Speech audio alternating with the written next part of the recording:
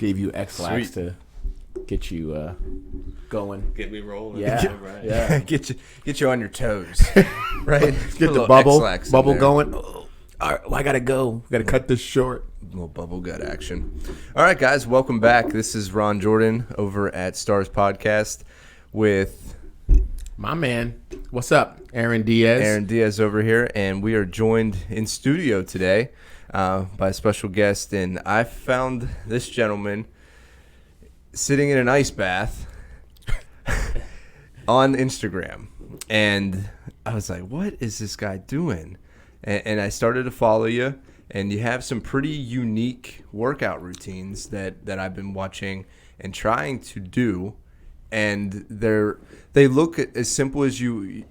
They just look simple, but they are not. I was trying to do the toe tap. We'll get into some of this too, but I was trying to do the toe taps. It's like the most difficult thing in the world. And is something you're doing in your basement or a cellar, or are you a part of a prison camp? So I have a gym in Penn Township. Well, hang on one second. And your name? Adam Filges. Yeah. It's Adam Filges. Good job. Yeah, Nice sorry. catch. Get that one in. All right. So you have a gym. Go ahead. I do. So I have a gym in Penn Township, just south of Butler. It's called the Performance Lifestyle Coaching, and it is in a garage. You are correct. So it's a small space, but we do big work. Heck Right. yeah. His setup is real nice in there too. I mean, it's beautiful. Well, like I was saying, because I looked at some of your stuff, and it was like all cinder block, and I was like, bro, is this guy like in the middle of the woods somewhere? He just invites people in and said, this is what we're going to do. Like kind of like the Rocky movies, like you're going to run around with logs on your back. But that's what he reminds me of. That's exactly what I was thinking. Yeah, and that's why, and that's the biggest reason why I wanted to have you in, because of your unique style. You're an endurance runner as well. Correct. So you and I, we have that. So I was like, okay, well, what else is he doing? Because I'm always about, what can I do to cross train? Because you can't run all the time. Yeah.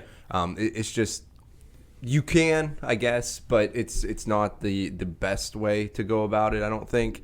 And then some of your workouts, I was just like, man, this is a unique gentleman, and I want to hear more about where that comes from. Have you always been, we were talking upstairs, you listening to punk rock and things like that. So yeah, I've not always been that way at all. okay. So I'll just get right into it, right? Yeah. So I don't want to delve into like any specific drills or exercises like the toe tappers, but I'll talk about the process that I'm on and the path that I'm walking. That's what we love. Right? Yes, cool. So I was put on this path by my coach Justin Heinley, and he by his coach Will Chung, and it's really a path of deep introspection and self-awareness and self-control. And so for the first 10 years of my running is where I started, and my exercise, I was just kind of flailing in the wind, right? And I could feel that my body wasn't where it needed to be, but I didn't know how to get there, right? I like to think of my body as a book that I've written with the way that I've moved throughout my entire life. Okay. There's a chapter where I break my leg in 4th grade. There's a chapter where I get surgery on my foot when I'm 12. And there's a chapter where I start swinging a hammer whenever I get out of high school. And these things have all deeply impacted the way I've moved throughout my life. Nice. I love that. Yeah. I love that analogy. Yeah. And so when I started running, I could feel it in my hips big time. I could feel that it just wasn't even close to symmetrical. It was way off. And so I started researching on the internet, as everyone does, and I find some yoga. I find some mobility drills and things like that, and I started to unravel the puzzle just a little bit. I started to read the book a little bit, and those things will let you read the first few chapters of the book, right? But it's a really long book, and if you want to dive deep and find out how your body moves and why it moves that way, you need to get this deep introspection, this deep self-awareness, and do the drills and spend the time in it, and then over time, you can find out why you move, and you can change the process of how you move, but it takes that dedication. Yeah, absolutely. So whenever you say like the dedication part of it, and how long ago did you start, reading the book, for lack of better terms? About 2 years ago. Okay. And that's when, as I mentioned, my coach put me on this path, and he started giving me little bits of it and easing me. And where did you into meet it. your coach at? So I went to high school with him actually, and then kind of went our separate ways. He went to college, and I just went and got a job, and we weren't friends in the first place, right? So I met him again at a race at Moraine State Park, the Glacial Ridge. Yes, Yeah. the Glacial Ridge Ultra, and started talking to him there. And I kind of had a chip on my shoulder because I was already a personal trainer and doing my own thing, and so I had a chip on my shoulder about talking to him. Then fast forward a couple years, I left the gym I was working at, and he was training people out of his garage, which I was going to do. So I went and met him to see his setup, and as soon as those first couple of times I met him and saw what he was doing, I was like, this is it. Yeah.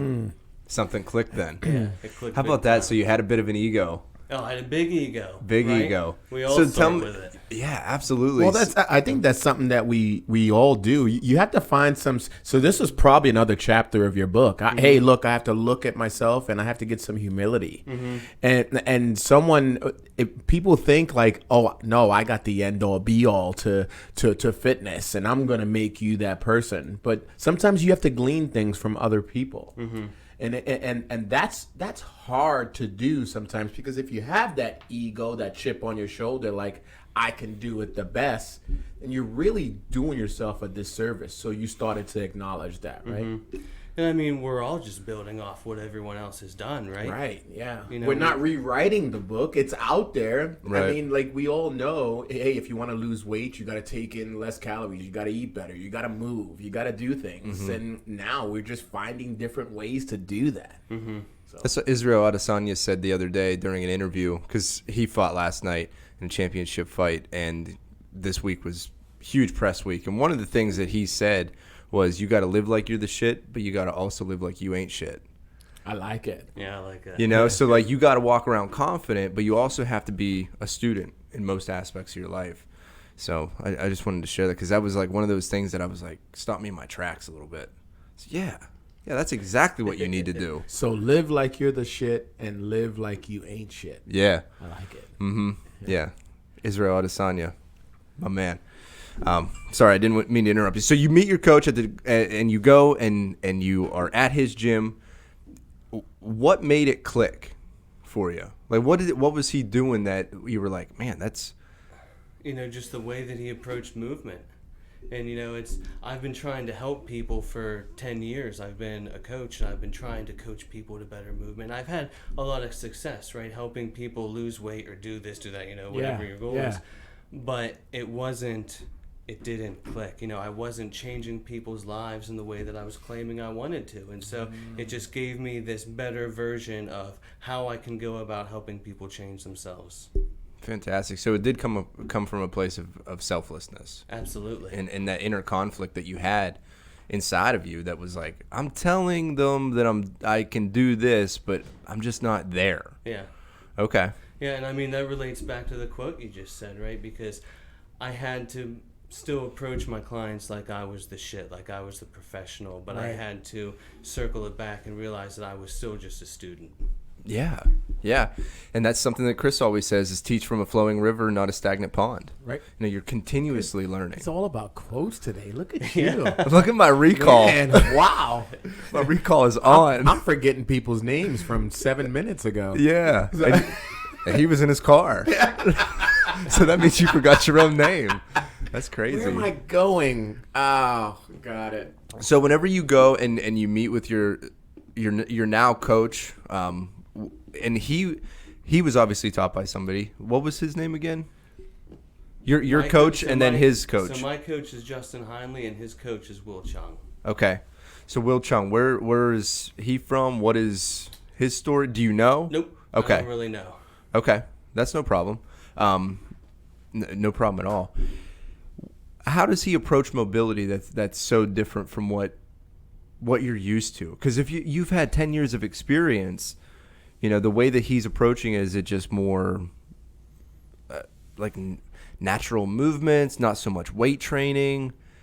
What's the juice? So, you know, it's hard to describe because it is weight training still, right? Like I still weight train because the goal isn't just to do movement drills forever, just so you can always just be in this introspective learning phase. Yeah. Because it kind of sucks. It gets boring, and no one wants to do it forever. And I've been doing nothing but that for the past couple weeks. And I do want to weight train. I want to deadlift. I want to squat.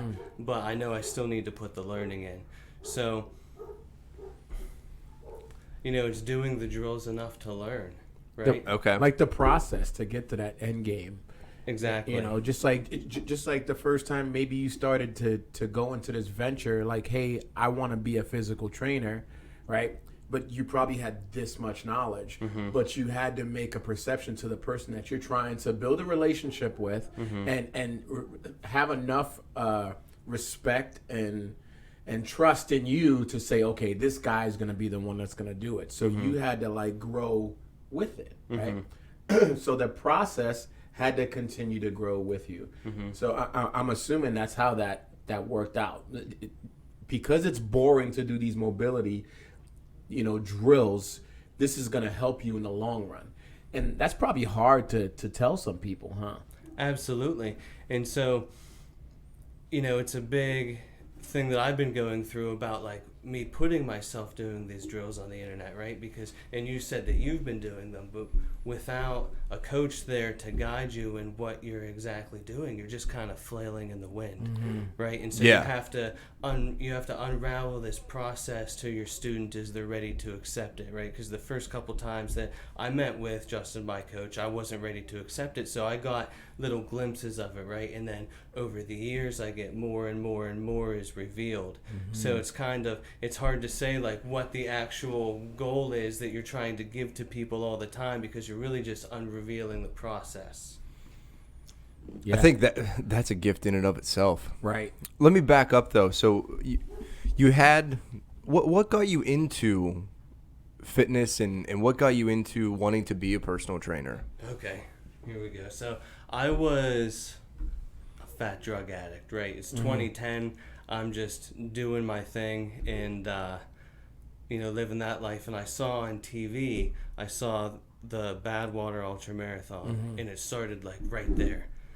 And the next year I ran the Pittsburgh Marathon, and it's just been going from there, right? I just knew, I saw these guys doing this impossible task, and I saw where I was at in my life. And I was like, man, there's got to be something more than this. I can't just do this forever.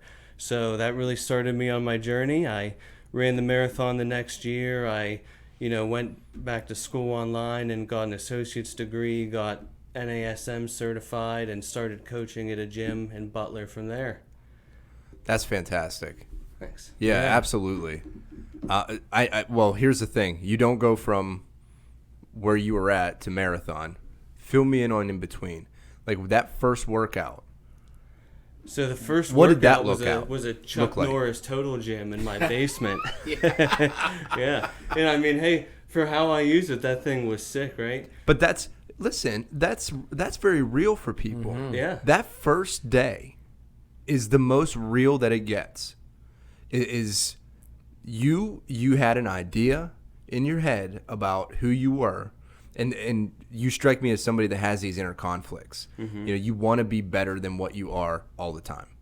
And when you made that decision and then you decided that very next day or whenever that first workout happened, like that's the most important step, is taking that one step. It's true. And it seems like the hardest step there is to take, but it's really just a block in your mind. Yeah. Right? Because for the first workout, how much you're exerting yourself, anybody can do it. Yeah. Right? It's just being able to get up off the couch and go and do it. And, it really was, in a way, just going from zero to marathon for me, because I didn't know how to train. I didn't really look into it. So I started, just trashing my body, going from not exercising at all to running 4 or 5 miles right away, and I would throw up and I would feel like shit. I would stop and smoke cigarettes, and I just go back and eat whatever, and I didn't start eating well for years to come since then. That's so important to me. I just think that's so important for people to hear, is you don't have to have the supplements and the nice shoes and all of this stuff. Right. You just don't. You got to take that initiative to just do something. You have to do something. And then it's not that magical, here we go, I'm a marathon runner, I do 5Ks, and all of a sudden, like, I should be a pinnacle fitness person. Hey, he's smoking cigarettes halfway through runs. Yeah. That's fantastic. Like, like, that's real life. Yeah. And people are looking and seeing the end product of things, like a David Goggins, who started from freaking, being over 300 pounds. Yeah. All of a sudden, he's doing ultras and sick marathons. Thanks for, by the way, I really delved into that dude's mind. But, I mean, everybody's looking at him like, oh my gosh, this guy's an animal. They don't remember that guy the first day that he was getting picked on, that he was fat and obese, and he was like, I gotta do something. There had to be that one day where he's like, look, I'm done. There had to be one day where you were an addict, and all of a sudden you can't do those drugs anymore. I have to find something else to kind of fill that mind. You got to be able to wake up the next day and continue on the process. Mm-hmm. So that is the reality of things. That's real life people saying, okay, I want to lose weight. How do you do it? And they're looking at these David Goggins, and they're looking at these people like, you don't understand that guy's mentality. Nobody understands your mentality, your process, and what you had to go through. So that I guess that was the whole reason of us bringing you on, so that people could see a reality, and said, look, this guy could do it. Why can't I do it? You know what I mean? Yeah, yeah. Talk about an addiction mentality, though. So I think about this a lot. Well, you're an addictive mentality. Yeah. Absolutely. Well, yeah. He goes 110% in everything. I don't know how he has the time. But you can feed that addiction with alcohol, with drugs, with pornography, whatever. You can feed it. But you can also feed it exercise and nutrition and all types of other curious endeavors that you want to get into. You can do it in a positive way, but it's still an addiction mentality. Mm-hmm. And maybe you can speak to this too, and some of the struggles that you have, but I'll share just from me. My addiction mentality is like, I have to do these things in order to feel good about a daily output. I have to do these things. Otherwise, you can talk to my wife. She'll tell you on some days I'm in tears in the morning because I don't feel like I'm doing enough. Like, there'll be days where I just don't feel like I'm doing enough. And you look at my schedule and you're like, what are you talking about? Mm-hmm. But in my own head, it's not enough. Mm-hmm. And you'll find this everywhere in the ultra running community, that there's so many people that were addicts and alcoholics, and they've just filled that void with running. Mm-hmm. But when they fill it with running, it's not like it's better all of a sudden because it's exercise instead of drugs. They're still just trying to shove running down inside that void, just like I did for years. And so at the end of running 100 miles, which I thought was going to be this awesome goal that would fix me, I was still fucking empty inside because I was still just shoving it with running. Yeah. Which brings it back to the process that I was talking about. It's showing you that you really have everything you need already. Yeah. Everything that you need to feel good, to be successful, to do whatever it is that you want to do in life. It's already inside of you. You just have to uncover it. Yeah. So how did that look? I know, because I know that there had to be like a month gone by. You was like, all right, I'm doing this, but do I really want to do it anymore?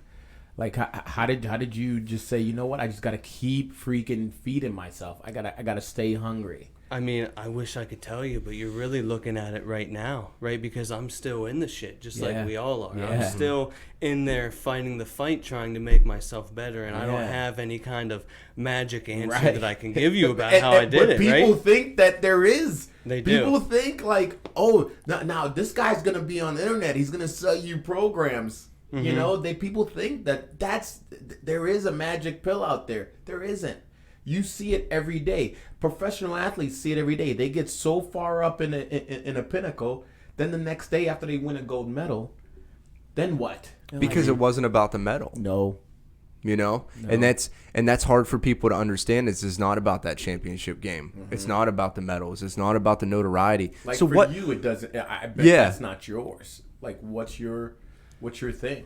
That's it. That's what I was getting at. It was like, what are we? We've been doing this for exactly, brother.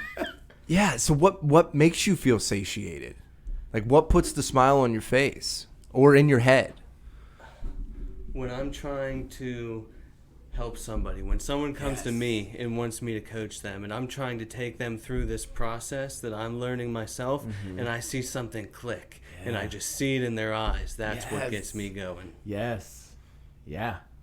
Because that's what it was about for me from the very beginning, in a way, because I changed myself. I quit doing drugs. I started to run. I started to change myself. And immediately, before I had any real experience to give anybody, I was going to school online trying to learn how to be a coach, because I had this glimpse of how much better my life could be, and I wanted everybody to have it. Yeah. Yeah. Yeah. I can resonate with that, man.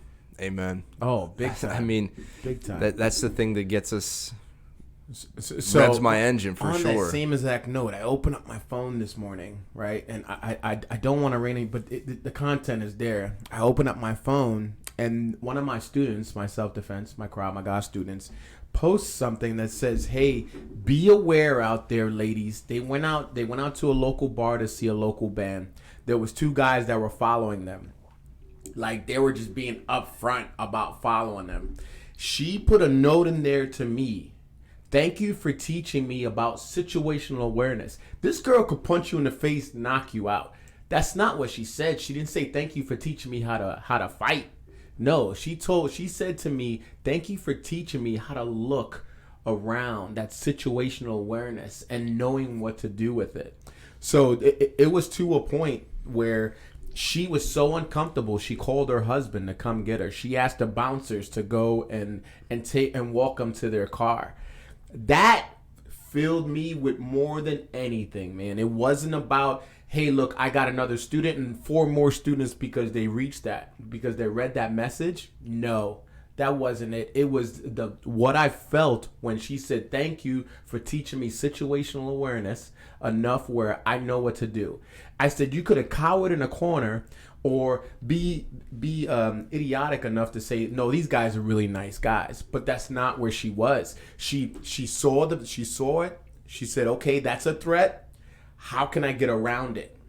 Maybe 5 years ago before that, would she be naive enough to say, "Yeah, I'll go to the car with you. Yeah, I'll leave with you. Oh, you seem like a really nice guy." That right there is what moves me. The relationships, them reaching out to me, that's what moves me. It's not the end game. It's not the dollar amount.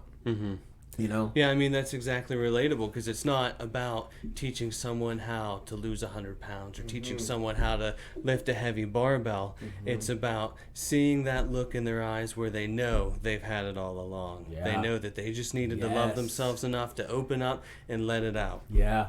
Yeah. So you're helping in that process. Do you ever think about, like, hey, I want to affect, because we got away from touched. Yeah, he was always talking about touching people. And I'm like, we're impacting, we're affecting, we're not touching anymore. So how many people you say, you know what? If I see 10 people this year, I want to affect 100 people this year. I want to continue. Do you ever think about that web that you're starting to grow?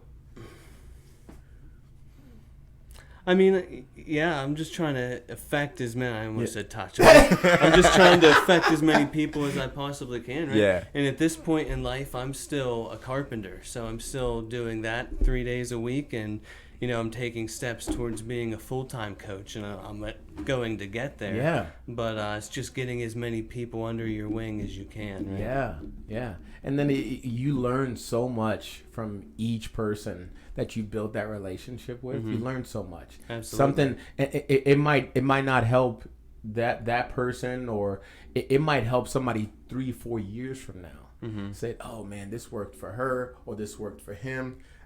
Look, let me show you some things that might, because you talk about body types and movements and the chapters of people's lives. Like, so you broke an ankle before. This would help strengthen that part of your body to make a whole product, right? Yeah. But what's funny is that there's things that I tell people that I think are solid gold, right? I think they're like the best that I have to offer, and I'll show them this drill or I'll say this line to them, and then like a month later they'll come back to me and they'll tell me something that they're doing that I've given them that's really helped them, and it's something I don't even remember. It's something that I just thought was totally dumb. I'm just trying to fill some time. I give it to them and they run with it. It changes their life. Yeah. And how cool does that feel? Yeah, it's good. Yeah. So you came from the construction industry then? Yeah. And I also came from the construction industry. I was, a mason laborer. I trained to be a mason. I did roofing. I did all types of these odd jobs before I went back to college. Mm-hmm. And that profession, not knocking it whatsoever, I think it's a noble profession. But there's a lot of addiction inside of those construction jobs. Mm-hmm.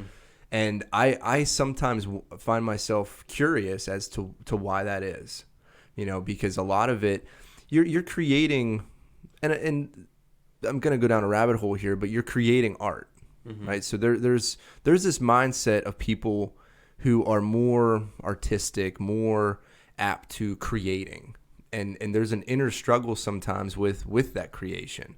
And I wonder if sometimes we fill that void with the drugs and the alcohol because we don't know what to do with it, in that avenue, I guess. I don't know. It's just something that I think about, and you being a carpenter and you're in it, I don't know. I've thought about this a lot because you're right. There's a lot of alcoholism and addiction within the trades.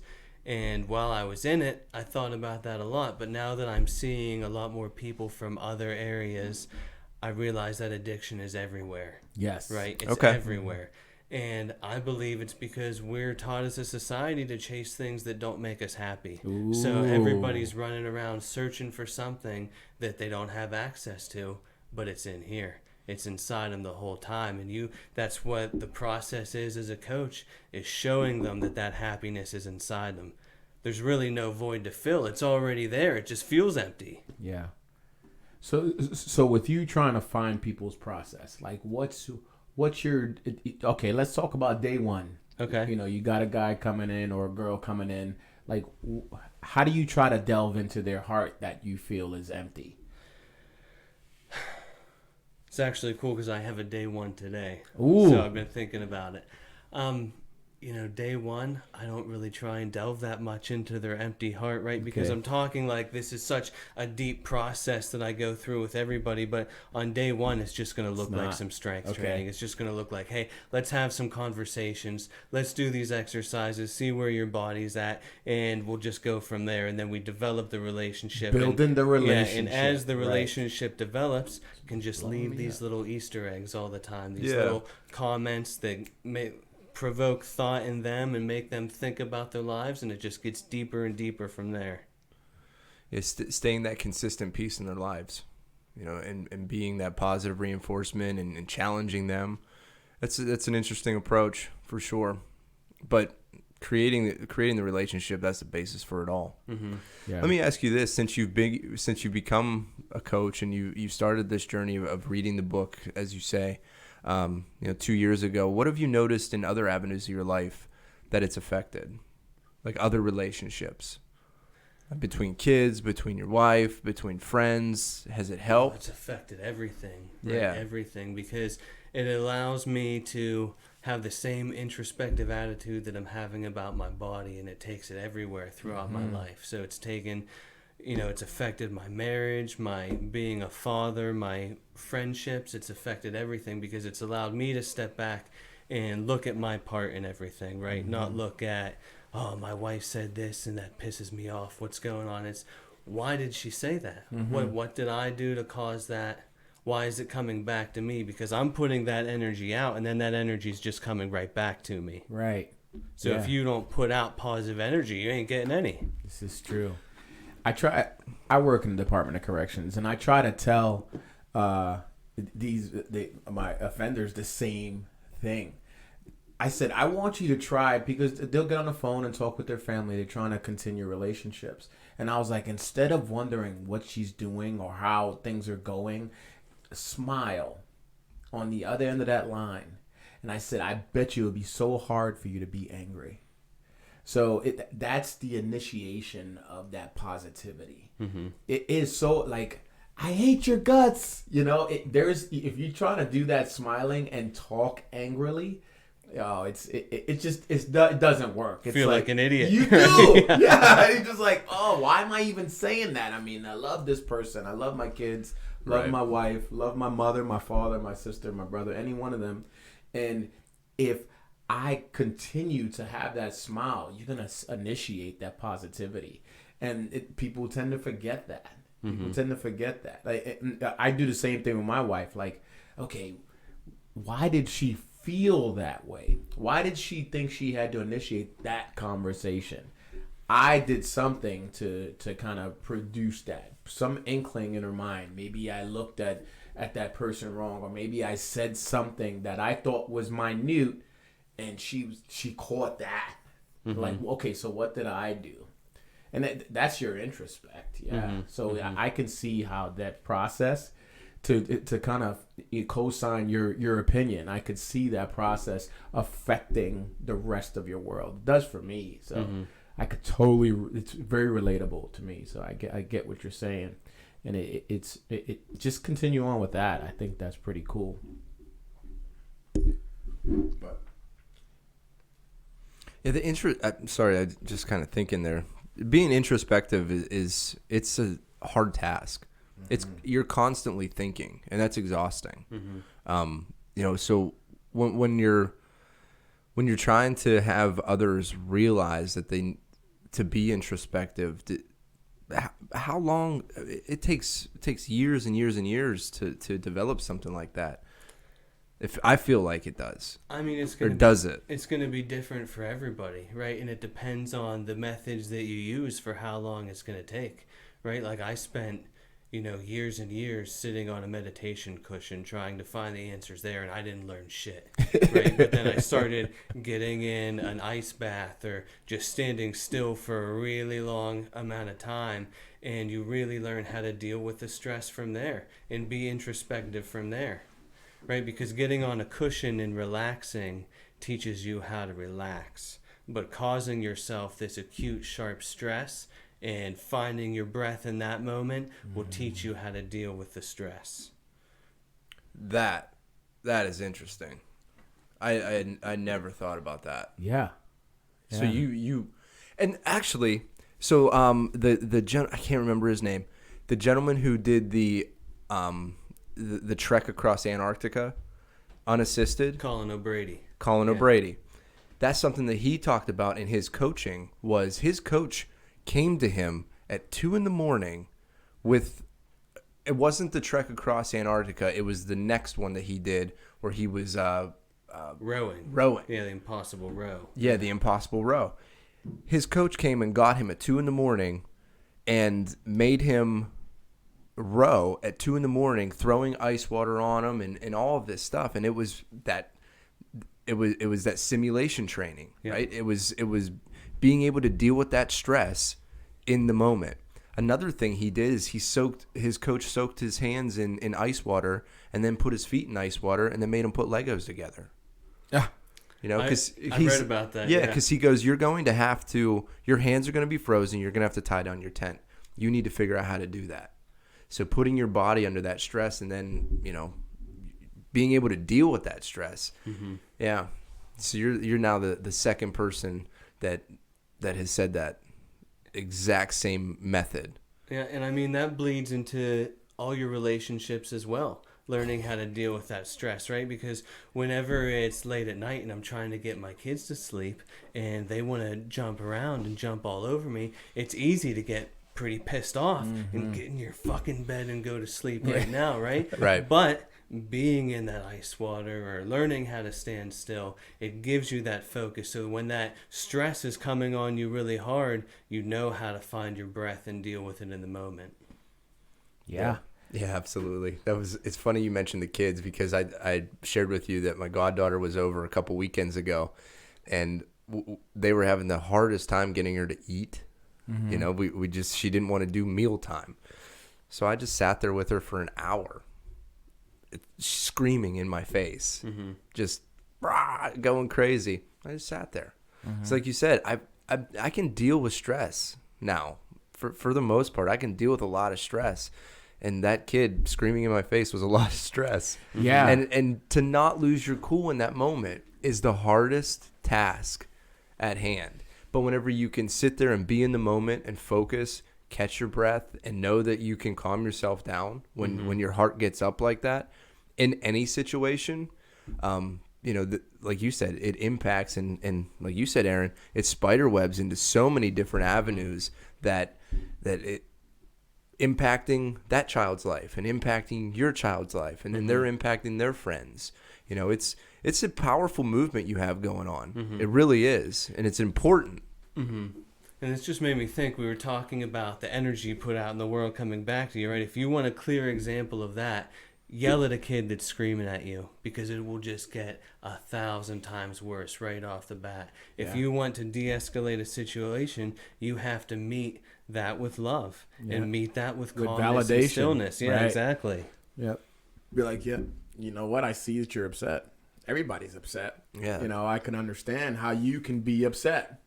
All right. You want this. You didn't get it. Got it. I felt the same way. You're validating that person. Now you get so many signs of relief after that. You'd be like, oh, this person's really paying attention to me. And we talked about validation before in the podcast, and my wife, she's like, yeah, got it. Because like I'll do that where I'd be like, you know what? You have every right to be upset. I put that to you that way, and I got it.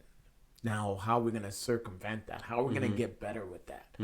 What do I have to do to make that process easier for you? Validation is hard because we're all just formulating responses instead of listening, right? When we're having a conversation with someone, a lot of times you're not trying to understand what they're saying. You're already coming up with your reaction in your head before they finish talking, and you get to think about what they said. So how do you move forward from that when you're just constantly reacting instead of processing and thinking about how you can respond and move forward productively?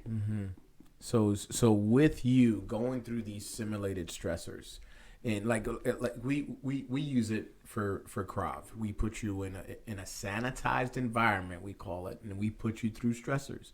We beat you up while you're tired. We put you in positions of disadvantage, and then that's how you can go around that. So how does that look for you? Like, what are the stressors I put myself through? How about just your students? Some of the things, because I'm sure you start to feel like, hey, this would help you in the long run. Well, I mean, it's all got to be, like I said, it has to be revealed to a student as they're ready for it, right? Almost no one wants to take an ice bath, right? I've offered to all of my clients and all of my friends to come over and try my ice bath, and nobody's been over one time, right? So it's all just has to be a continuum, right? And it's just how you teach things, because a lot of things that I have clients do will just be a version of the ice bath, right? So to me, it was like I meditated for a long time, right? And I said I learned how to relax very well, but I didn't get much practical knowledge from that. So then the next step would be like the standing meditation, standing still. And then after that, it's really just a continuum of one thing to another, right? It's, when does this quit giving me stress? I need to move on to something else and get more. Yeah. So how do your students feel at that? And they're like, this dude's a whack. I try not to lay it on too thick right away, man. If you, because it can, like, hey, how you doing? There's an ice bath. Go jump in it. Exactly. Yeah, could you imagine? I'm like, all right, thanks. I appreciate it. Exactly. You give that to them day one, they'll never come back. No, that's an easier way into it. And it's funny, like I never intended to become the ice bath guy, for sure. Like, I'm not trying to be Wim Hof too, but like, there's been a couple times I've been in public and people have recognized me from doing ice bath videos online. That's why I've kind of shied away from doing them, because I don't want to be the ice bath guy. Yeah. I just want to be this guy that's a really good coach that's helped me a lot. Yeah. Yeah. And if an ice bath is a tool for that, then great. If they never get to needing an ice bath, and that's great too, because not everybody needs it. But for me, trying to coach these things that I'm talking about, it's important for me to go all in on it, right? Because I need to know all aspects of it, or else someone's going to walk in my door and I'm not going to be able to give them anything because it'll be ahead of me. Yeah. Got it. Yep. I don't want to be the ice bath guy. And I introduced you as the ice bath guy. That's all right. It's all right. but like I said, that's the image that I projected out there. By here's the image that I got just from an outsider perspective, is just a complete savage. That's what I got. And I hope you wear that with confidence, and it's no knock on you whatsoever. But I understand the commitment that it takes to get to that level. And that's what I respected about you, and still respect about you, is your commitment to it. I saw him. So the video that I saw that really put me over the edge, it's snowing outside, and he has a pitchfork, and he takes the pitchfork and chops up the ice that's formed in his ice bath, and then jumps in it. Oh, it was cool. It was cool that day. Just he chops up the ice. Picture this: pitchfork chops up the ice, swirls it around to make sure the whole thing's cold. Yeah. Because it's not frozen, and then jumps in. Back first, it's completely submerged, and then Sits in it. sits. Not no catching breath, just sits in it. And it was like we were sitting right here. And that's what I showed it to my wife. I've shared it with other folks. I'm just like, that concentration and being present in the moment is what I chase. That's what I chase. Is being so present in the moment, and everything is so tunnel visioned that all I can focus on is my breath, because all the other stuff goes away then. All of it goes away when you can just be in that moment. And whenever I saw that video, I'm like, I need to know more about this guy. Exactly. And it's, learning the full commitment from doing that. Because you're right, it's a full commit, dunking yourself in an ice bath and learning how to breathe. And nobody's forcing you. Yeah, but that's what you need in your life, is that full commit and that full dedication. That's what everybody's missing. Yes. Right? You want to learn how to move your body and have control of yourself. Well, almost nobody is willing to put in the effort that it takes to get there. And so that's why nobody has it.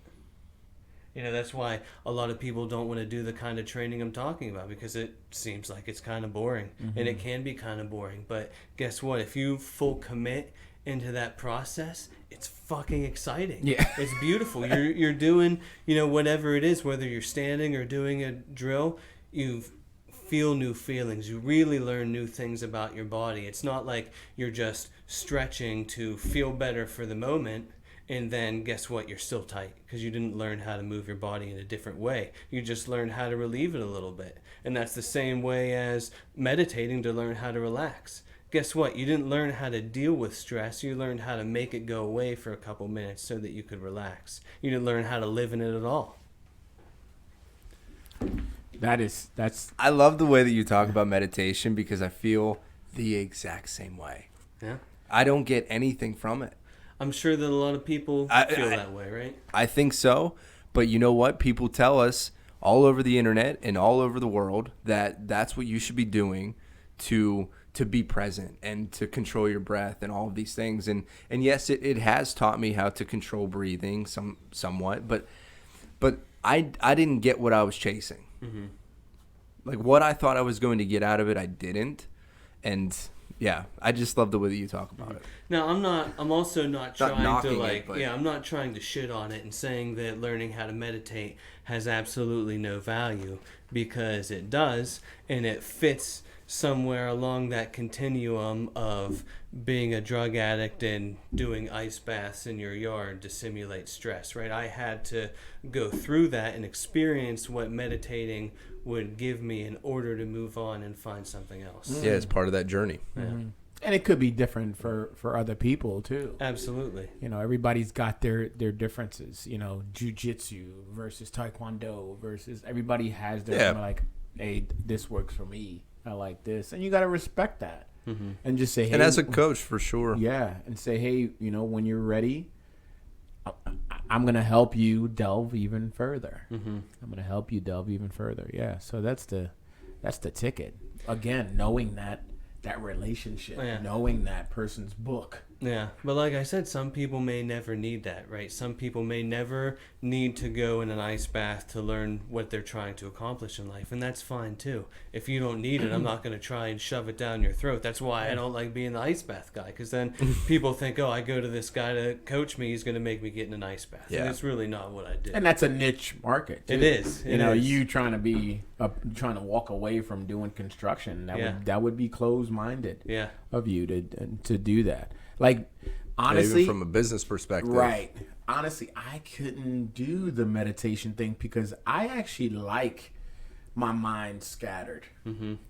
Like I like having this and that and that and this because I feel alive and I feel like, oh, but then what I'll do is say, okay, I got Krav on the brain, I got firearms on the brain, I got life, kids on the brain.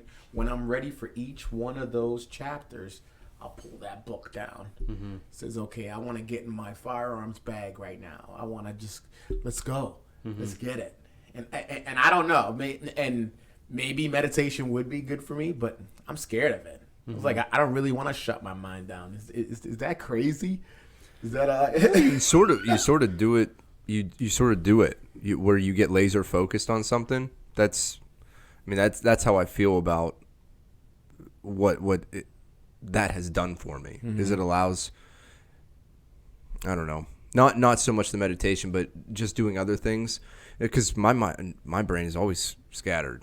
But to be able to then laser focus in on something, maybe Adam, you could share something. The way that too. I would address what you just said is maybe you don't need meditation, and if you don't, who cares, right? Because it's a means to get to an end, and if you don't feel that being scattered is affecting your relationships, holding you back at work, and making your life hell, then what does it matter? Why do you need to calm down? Gotcha. Yeah. Right? If you're handling everything and you're happy and you're satisfied with your life, why would you need to change it? Yeah, but the meditating people will be like, you need to slow down. Yeah.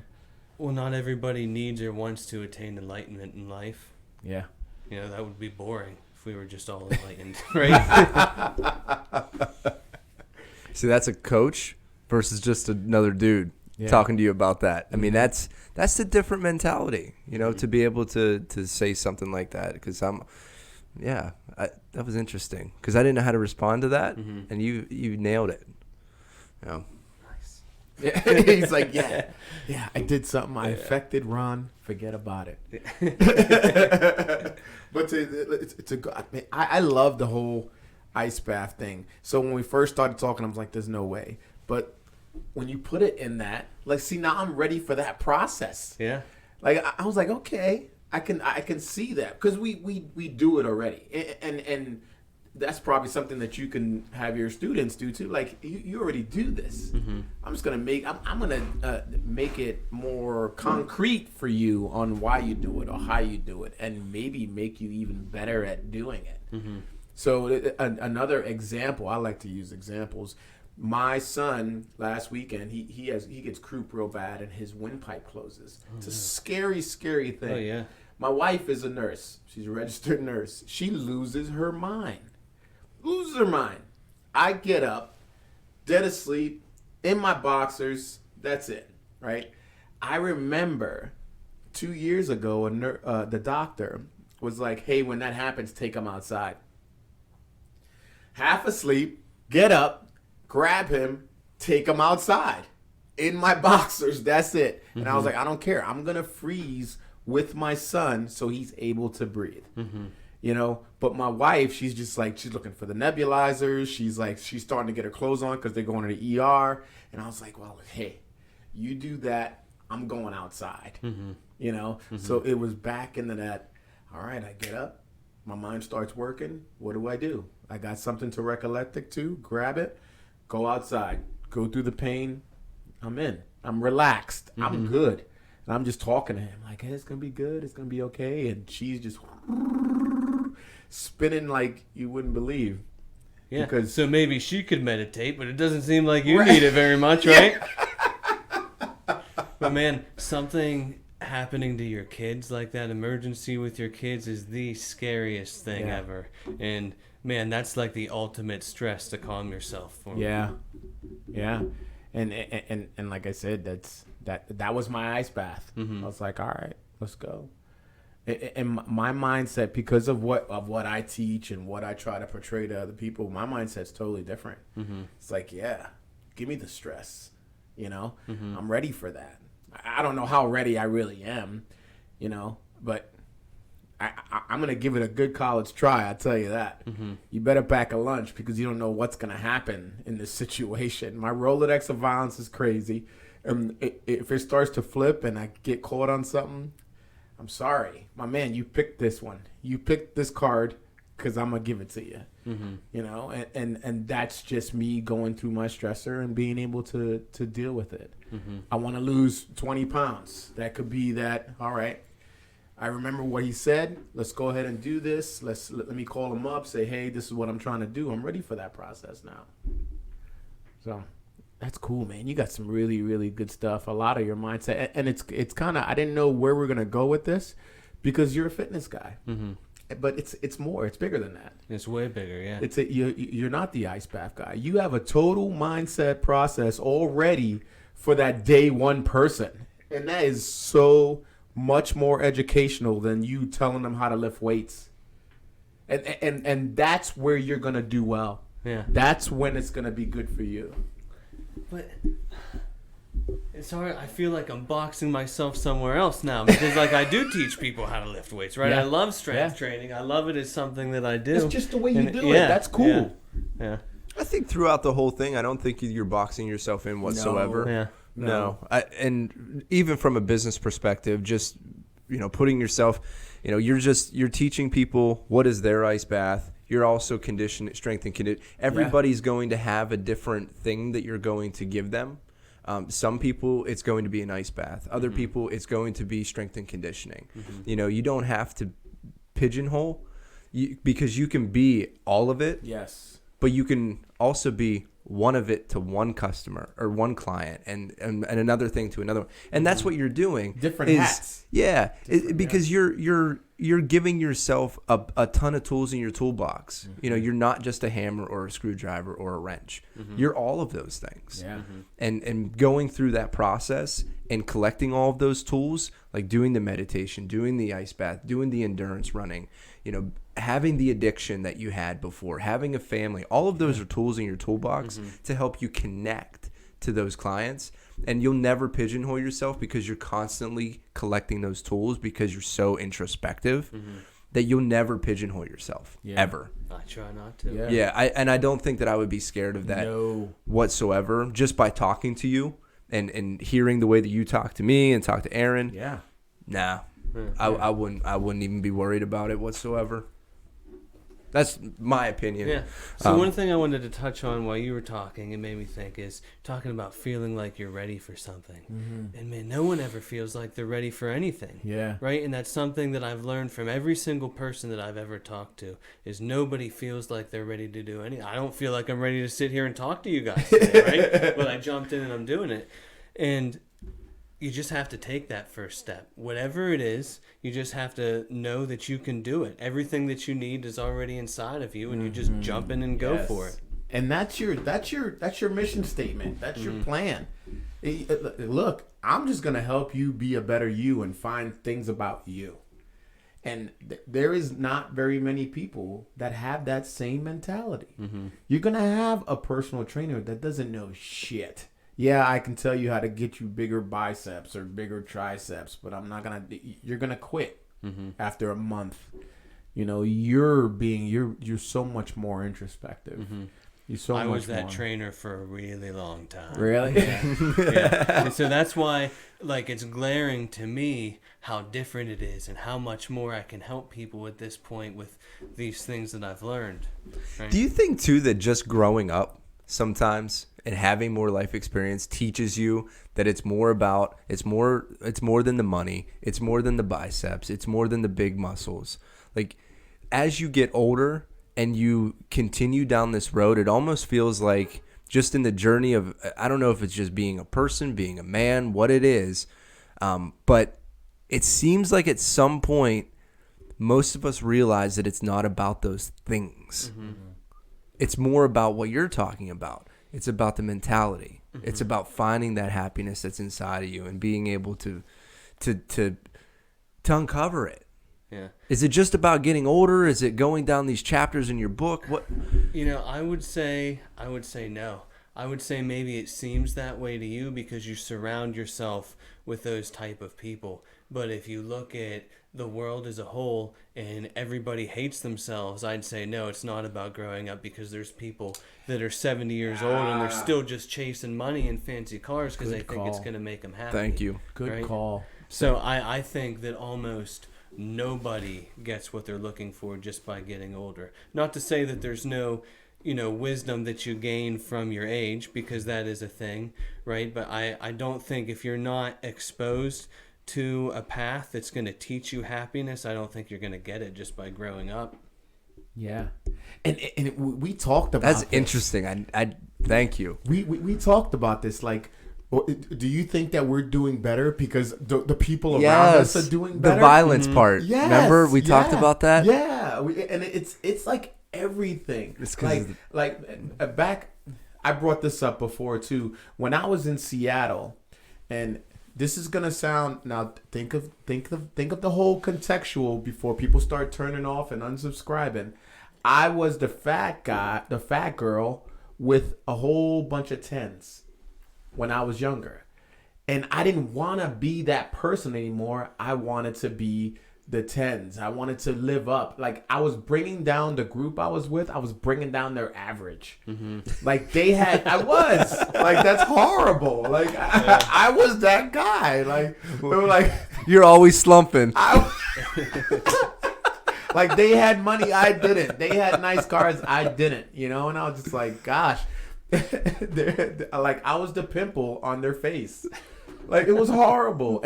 But I wanted to change that. I wanted to change that. So you are the company you keep, like what the 5 friends that you have. And if you're all around positivity, it's gonna rub off on you. But if you're all around the people that hate themselves, or the people that are angry, or the people that are out there doing crimes, or people that are out there doing drugs, or any one of those things, you're gonna be part of that. You're gonna be the pimple on that face. And it's really weird. So I like, we got a good positivity of our community that we have, and we're gonna continue to stride that way. Yeah. So I gotta remember that though. Whenever I'm talking about things like that, is like, look at the masses, because my reality is my reality, and those are the people that I surround myself with. That's the media content that I'm consuming. It are more positive pieces to it. That's my diet. Is positively introspection, and I'm glad that you said no, it's not about growing up, because there are people out there that are just chasing money and fame. Still, most people. Most people. So no, I appreciate that for sure. See, so much more than a fitness ice bath guy. Yes. So much more. Cool. Did you know this about you, or what? I had a hint or two, right? 100%. No, that's cool. But I mean, in the same way, it's just, I feel like as I'm here saying all these things to you, I'm trying to live my life this way, and I try to make myself better, but I still stumble and fall, right? I talk about getting an ice bath and it helping me with my marriage. I'm still a dick to my wife sometimes, right? And I know it, and I can catch myself in the moment and realize what I'm doing, but it still happens. Yeah. Oh, absolutely. That's real life, people. Yeah. We're still dicks to our wives. It happens. We're not good parents most of the time. Yeah. Well, some of the time. Well, don't put me in that category, sir. Jeez, you really went out. Sometimes Came after me. I know you just got done telling a story about how great of a dad you were, and then now all of a sudden you're not? What's up with that? It's just what I put on Instagram. He's like, one time I was good. All the other times I'm never But around. that's real life, man. Sometimes I'm a hands-off parent. Like, no, I want them to fall down the steps every now and then. And You know? So my son tripped. Figuratively. He slipped down the steps. Oh, no, and I he said, did. you see, that's what happens when you wear socks on wooden steps. That's a rule around here. Yeah. I said, you're either got the slippers on or bare feet because you're going to fall down the steps. Yeah. But he had to learn. Now he's like, okay, I can't run down the Yeah. steps. Son, I'm here to pick you up. But this is why you fell down the steps. Just ass cheeks slapping on the oh my God, that's so fun. But there's so much to that. He goes Yes. through the pain of, it's like, that hurt, didn't it? That sucked, didn't it? Now, I bet you won't do it again, but I'm sure he will. But then the other part to that, being that father, being that mother, that parent, picking that kid up now. Now here, look, I got you. Look how good you are right now. Come on, let's go.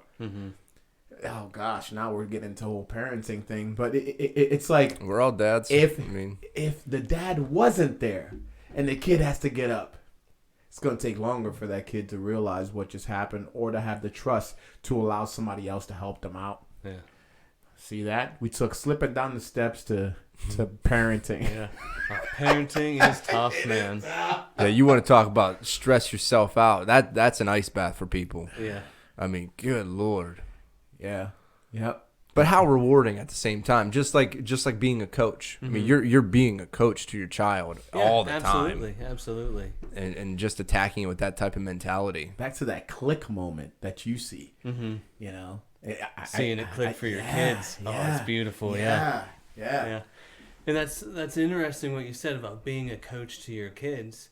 Is I think a lot of people in this world approach their parenting as like a disciplinarian, right? Instead of, teaching them the way. You can't have an iron fist, right? You gotta be flexible and teach them how to learn and grow. But also have a consistent message. Yes. And stick with that consistent messaging too. These are the expectations. This is the expectation in our house. And if you don't meet those expectations, then there are ways that we need to do things differently to meet that expectation. So yeah, I can definitely get down with that flexibility. Where I think that parents stumble on themselves is being so flexible that they let go of that standard. They kind of say, well, I know you're not supposed to have your phone now, but you can have it. Or I know you're not supposed to do this, but you can do it today. That inconsistency for a child, I know just from my experience, whenever I was doing social service and in group homes with a lot of these kids, that's how they grew up, was inconsistent messaging. So having consistent messaging with those kids, but yeah, absolutely be flexible, be loving, but also maintaining an expectation for sure. So talk about pinholing. Don't just look at you as the fitness guy. You're so much more, man. Yeah. You're so much more. Yeah. You're far from pigeonhole. Like, we've seen pigeonhole and we've seen bosses like that. We've seen other instructors, other coaches, other fitness professionals that are like that. And they're just surface people. You're not a surface dude at all. You got so much more in that. Well, I'm glad I come off that way because, almost everyone is like that in a pigeonhole, right? Everyone wants to be the kettlebell guy or, the running guy and do this or that, but it never really works for anyone. And that's why, you put themselves in a hole and then you only apply to this small group of people, and that's the only people that you can help. That niche market. Well, that's Sean Thomas, the guy that we had on last week. This is something that he and I had discussed before was, because we've had, personally, I feel like, with the podcast, you try and get an audience as big as possible, right? But at the same time, it's hard to do. And the way that Sean explained it to me was, well, you just need to dive into the areas that you enjoy. If it's running, if it's lifting, if it's swimming, if it's brewing beer, whatever. All of those are part of who you are.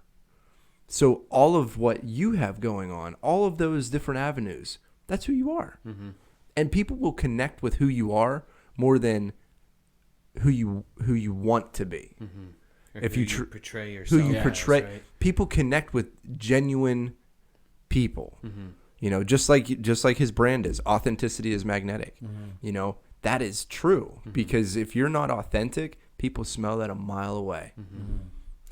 You know, that's where I've struggled with social media. And, you know, you found me and thought it was cool, right? But I struggle so much with what I put online because I want it to be a glimpse of my life. I don't want to create content to try and draw people towards me. I just want to be what I am in the world, and the people that resonates will come to me. Yeah. You know, And I there's think so that's many, the only way. Yeah, I mean, well, there's so many people trying to make other ways, right? People actually buy followers on Instagram and try and get, you know, just as much exposure as they can, and it never works, right? No. Well, Because it's not genuine. Right. That is not a genuine approach. And the content is like, for one, you can't chase what other people are doing. You can't say, well, yes, he's the Navy SEAL guy. You know, you can't chase like what that content is. That's why I actually like Gary Vee a lot. He has that jab right hook, and you start. For one, it's building relationship. Like my professional site, like I got my pictures of my family with that, or I have like one of my videos I put up for my Krav, just introducing a schedule. Like I had my son there with me. I was like, hey, Krav for Kids is starting, you know, and my son's just sitting there going, yeah, you know what I mean? Like, oh, he's a freaking common dude, you know? And I think people like that authenticity. They like that. Now, there's creeps out there. You're going to have people that are going to be trolling you. You're going to have people that are going to be like, oh, this guy means nothing. But, hey, you know, so what? You have to be authentic with you. And I think that will resonate. The kettlebell guy. The only reason that I found a kettlebell guy is because I was interested in kettlebells, you know, and like if I was thinking some introspective, like you have your thing, and then I would go to you. If I was thinking for, you know, I want to get my glutes better, then I'm gonna look for a glute person. You know what I mean? Ultra marathons, I'm gonna look for that person. So just having that all out there, I mean, just it's a good deal. I'm really big into kettlebells now. I don't know. It's pretty neat. I love them. Yeah, this is really the only strength workout that I do. Yeah, it's the only weights that I really use out there. I don't use the Olympic weights anymore. None of it. I feel like you can really hurt yourself if you do it wrong. Sure. Yeah. I mean, you can hurt yourself doing anything that you do wrong, right? Yeah. Right. But I mean, it's just like any other strength implement, right? It's no different from using a barbell or a dumbbell wrong and using a kettlebell wrong. It's just learning the method. Well, like you said earlier, if you don't have somebody teaching you how to do it right, you're just flailing in the wind. Yeah. So having a coach and being able to that's where I was. Yeah. I want to do this kettlebell swing. Right. So I looked at 18, 20 different people on how they talked about a kettlebell swing. Like what are the little tidbits of like, this is how it should look. And one thing that resonated with me on the kettlebell swing, it's almost like if you're pooping the ball. You know, that's all you want to see coming out the back. And like, I was like, yeah, I get it. I see the positioning. I see what it should do. So now when I do it with my students, I'm like, oh, it's like if you're pooping the ball, look. Yeah. And they're like, oh, okay. Yeah. Well, you know, also that's where a lot of coaches fail to teach things, because it's not about pooping the ball. It's not about these little coaching cues and everyone's swing should look exactly the same. It's how does that feel for you? How is that for this one person standing in front of you that you're trying to teach? Because there's no form that you can teach. There's no cue that you can give that everyone is just going to hear and magically do it the right way. Yeah. Unfortunately, speaking of kettlebells, if you look at the general kettlebell community on the internet, it is sloppy as hell. It's true. You can go on there. You see, just things are all over the place, bad right? forms and things that could really. It's the same thing with Krav. I can look at different Krav schools and be like, man, they're gonna get somebody hurt. You know, like that is not effective. Like I seen one guy with a pistol disarm, and I'm like, there's no way. There's no way. Dude's getting shot. Yeah. And we practice it all the time. Like we practice what's good and what's not. And we'll take it with an airsoft pistol and put a mask on and say, okay, Yeah. Let's go. Let's see what happens. You know. I like that. That's cool. Well, hey Talk guys, about stress, right? Yeah. I hate to cut us off here. I got to get to Open Mat, and so we got to cut it short. But where can they find you at? What do you have going on? On the Performance Lifestyle on Instagram and on Facebook, Adam Filges or the Performance Lifestyle will get you there. So yeah, I got tons of openings. Hit me up. Awesome. Nice. And what do you guys got going on over at Valor? Oh, well, we got we have March 14th. It's sold out. Our first firearms course. 100 And then that's pre-sold. That's the women's self defense seminar. We're affecting 100 women up in Meadville. That's strong. March 27th at 6:30. We're also we were trying to think on how we can continue. We're gonna put out probably 2 more just women firearms courses, women pistol courses. So be on the lookout. ValorPDS.com, and of course we'll put it all over our venues to just do women's courses. So it's gonna be great. Awesome. And you can find me at Ambitious Distractions on Instagram. And on June 15th, we have a jiu-jitsu seminar with Justin Michael. We still have a few openings left, $20. We're going to be going over the Kimura system and helping Justin go to the PANS competition. Thanks, guys. Enjoy the journey.